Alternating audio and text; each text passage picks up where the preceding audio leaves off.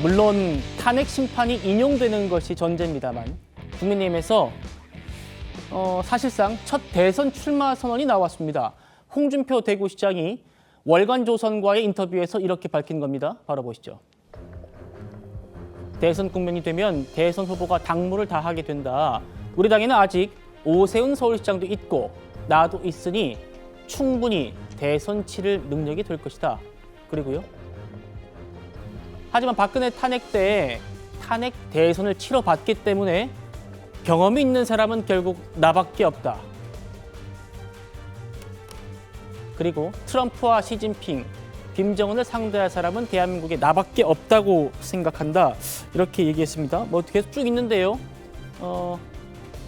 보여드리겠습니다. 일단 신지호 의원님께 여쭤볼까요? 홍준표 대구시장이 지금 사실상 국민의힘에서 1호 대선 출마 선언을 한 셈입니다. 어떻게 보세요? 글쎄, 탄핵 인용을 전제로 하고 저러는 것 같아요.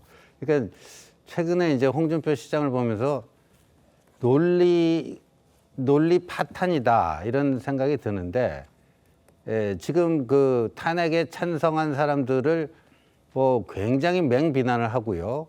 근데 오세훈 시장이 또 탄핵 찬성한 거는 무슨 사연이 있겠지 이러고요. 이중잣대가 되고요. 근데 탄핵에 찬성한 한동훈 전 대표를 거의 원수 대하듯이 아주 거친 언사를 쏟아붓지 않았습니까? 그렇다면은 탄핵에 반대하는 거 아닙니까? 본인이 탄핵이 인용된다라고 생각하니까 저런 식의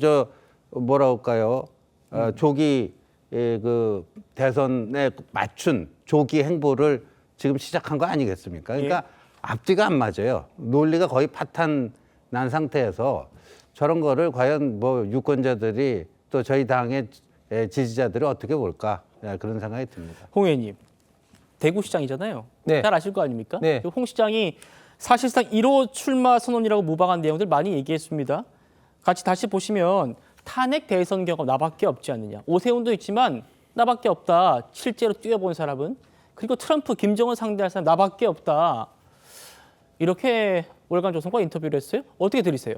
일단 홍준표 시장이 말씀한 건 두 가지 목적이 있는 것 같습니다. 첫 번째는 지금 현재 우파 보수 성향의 좀 국민들이 윤석열 대통령이 탄핵소추 의결이 되면서 굉장히 좀 낙담 내지는 분노하는 이런 어떤 상황에서 최악의 경우에 조기 대선이 치러지더라도 우리가 반드시 이제 지지 않는다. 이재명 대표의 어떤 사법 리스크를 안고 있는 상황에서 이런 어떤 범죄 혐의자에 대해서 우리 대한민국 국민들이 판단하지 않을 것이다. 우리 우파 보수 진영에도 오세훈 시장이나 나 같은 사람도 있다. 이런 어떤 뉘앙스, 어떤 시사점을 주기 위해서 말씀을 하는 것 같고, 또 최근에는 또 여러 가지 또 여론조사에서도 본인의 또 지지율 내지는 이런 것들이 좀 많이 좀 상승하고 있으니까 좀 자신감도 있다는 어떤 그런 어떤 표현을 좀 하고 싶어서 이런 어떤 인터뷰를 하신 게 아닌가 보여집니다. 예, 물론 홍 시장의 이 월간조선과의 인터뷰는 탄핵 인용 전에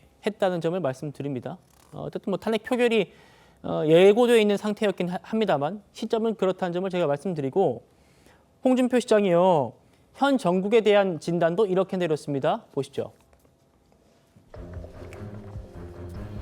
박근혜 정부 때 탄핵은 보수 탄핵이었지만 윤석열 대통령 탄핵은 용병으로 들어와 있던 두 사람에 대한 탄핵이다. 윤 정부는 용병 정부고 진정한 보수 정당의 모습을 이번 대선 과정에서 보여줘야 한다. 김영주 의원님 어떻게 들으십니까? 힘들 때는 용병을 불러 쓰고 또 힘이 없고 어려워질 때는 용병 때문에 안 됐다고 탓하는 게 국민의힘 같습니다. 그러면 세상 살기가 아주 편하죠. 핑계대기 편하니까. 물론 그 말은 맞습니다. 더 이상 용병을 하지 않고 내부적으로 지금 비대위원장도 내부적으로 뽑고 원내에서 뽑겠다는데 결론이 납니까? 다음 대선을 치를 만한 내부 비대위원장이 있습니까? 그런 차원에서 본다면 사실은 앞뒤도 안 맞는 얘기라고 보고요.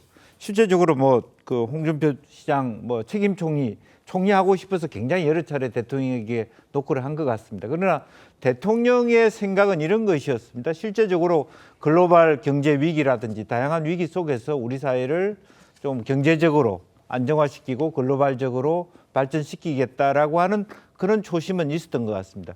그런 관점에서 본다면 홍준표 대구시장은 택도 없는 사람이죠. 그러니까 사실 자기는 뭐 대통령 서울법대 나왔는데 홍준표 시장 고대법대 나왔고 뭐 차이가 있습니까?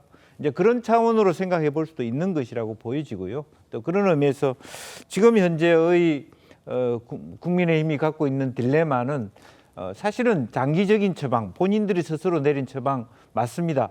자강론, 자기 스스로 사람을 키워내야 되는데 계속 대표도 쳐내고 하면서 남아있는 그야말로 폐쇄적인 네트워크만 가지고 대선을 치르겠다. 그건 말이 안 되는 것이죠. 네. 물론 뭐 정치인이 매스미디어에 얘기하는 것과 또 물밑에서 말하는 게 다를 수 있죠. 하지만 어쨌든 총리 안 하겠다. 5월에는 그렇게 말하다가 생각 없다 하다가 8월에는 내가 도와주겠다.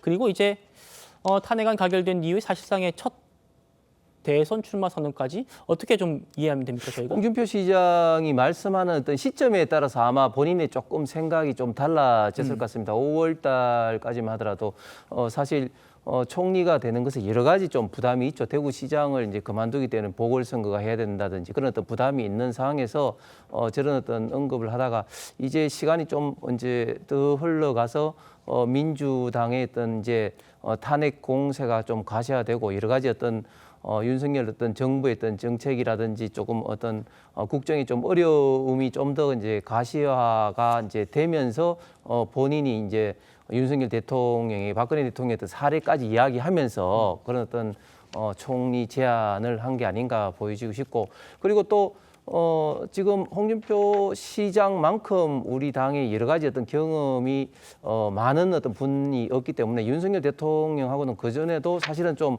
허심탄회하게 사실 이야기할 수 있는 분이었기 때문에 저렇게 다양한 어떤 제안을 하지 않았을까 그렇게 생각이 듭니다.